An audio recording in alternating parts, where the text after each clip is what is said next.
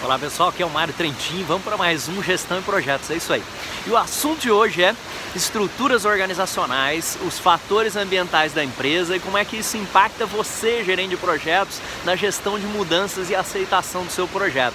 O que acontece é que eu vejo muitos projetos, não sei se isso já aconteceu com você, mas que o projeto já nasce morto, sabe? É aquele projeto que você vê que é viável tecnicamente, que muitas vezes é viável economicamente, mas que existem restrições na organização que não permitem que você tenha sucesso naquele projeto seu. Muitas vezes o gerente de projetos reclama que a cultura é ruim, que existe muita resistência, ou que, por exemplo, o processo de aquisições da sua empresa é muito demorado, que é muito restrito, enfim. Acontece o seguinte, o projeto ele é um pedaço da organização. E a maior parte das empresas, ela é estruturada para funcionar de uma maneira eficiente do ponto de vista funcional, ou seja, do ponto de vista de operações. Porque muitas das organizações, se não a maioria delas, ela tem um grande componente de operações. E aí ela acaba sendo estruturada de uma maneira mais funcional, uma matriz fraca, enfim. Não é tão comum a gente encontrar organizações que são totalmente projetizadas. Ou seja, o gerente do projeto, em pouquíssimas situações, ele vai ter toda a autoridade, toda a independência que ele deseja. Já falei sobre isso em um outro vídeo aqui no canal, onde eu falo como é que você pode ter alavancas de autoridade. Tem um livro muito bacana que se chama Gerenciando Projetos Sem Autoridade, é um livro em inglês do Tom Kendrick, que se chama Managing Projects Without Authority. E é muito legal porque aí você consegue entender que quanto mais você estudar os fatores ambientais da empresa, quanto mais você entender o contexto em que o seu projeto vai ser gerenciado, você consegue ter tempo hábil de se antecipar, planejar e conseguir ter sucesso no seu projeto. Por exemplo, uma coisa muito comum é você tentar fazer implantação de escritório de projetos em alguma organização e você ter dificuldades. Não existe grande viabilidade técnica nisso, certo? Porque o escritório de projetos não é uma coisa inovadora, nós já temos vários no mundo, você já tem método de maturidade, você já tem processos. Nós vemos pelas pesquisas também que é viável economicamente você fazer uma implantação de escritório de projetos, mas acontece que na hora que você vai implantar na sua empresa, talvez a cultura, a estrutura organizacional, exista muita resistência, que você não vai conseguir ter sucesso naquela implantação. Não tem como eu transportar um escritório de projetos de uma empresa que tem sucesso para uma outra empresa. Então entender isso é muito importante.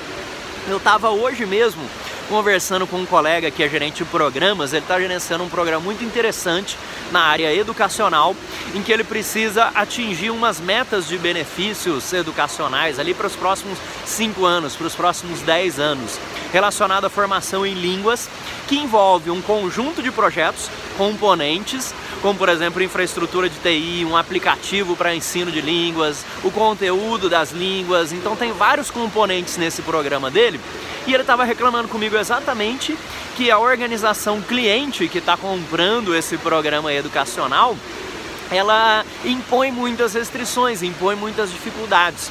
E acontece que isso sempre vai acontecer no dia a dia do gerente de projetos. É importante que você já saiba isso no começo, de maneira que você consiga ter tempo hábil, mais uma vez, de planejar, se antecipar, adaptar o projeto ou o programa às necessidades da organização.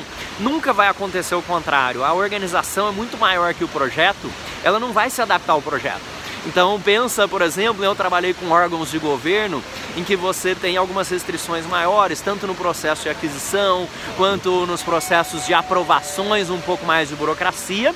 E não adianta você reclamar, falar, mas então eu não vou gerenciar projetos no governo porque tem muitas dificuldades. Não, eu preciso adaptar o meu estilo de gestão àquelas necessidades. Então se você quer ter mais sucesso nos seus projetos, gerenciar diferentes tipos de projetos, começa a se preocupar com isso, fazer um levantamento muito bom no começo do projeto, em termos de contexto.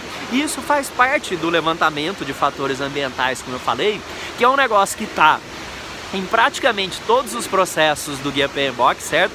Se você já estudou o Guia PMBOK, você que está fazendo a certificação PMP, certificação CAPM, você vê que a entrada para todo o processo você tem fatores ambientais da empresa. Fatores de legislação, regulamentação, tecnológicos, processos, mercado competitivo, uma série de fatores organizacionais ali que impactam o seu projeto que aparece como entrada de todo o processo e que os gerentes do projeto, na maioria das vezes, ignoram completamente. Então não é só fazer aquele decoreba para o guia PMBOK, não. Você realmente precisa considerar fatores ambientais da empresa, ativos de processos organizacionais, entender os seus stakeholders, entender a estrutura organizacional, entender o contexto em que o seu projeto vai ser gerenciado. É por isso que a adaptação ou conhecimento, a experiência do gerente do projeto é importante, porque eu, por exemplo, já tive a oportunidade de gerenciar projetos em vários tipos de organização. Isso me permitiu entender algumas coisas que funcionam e outras coisas que não funcionam. É mais ou menos aquele jeitinho, né? Você sabe que você tem que colocar um parafuso lá no lugar, mas cada vez que você tem um produto diferente, você precisa fazer de um jeitinho um pouco diferente. Então o Guia PMBOK, ele consolida os nossos processos de gerenciamento de projetos, mas ele exige que você o adapte, faça o tailoring para os fatores ambientais da empresa. Um grande abraço e até a próxima.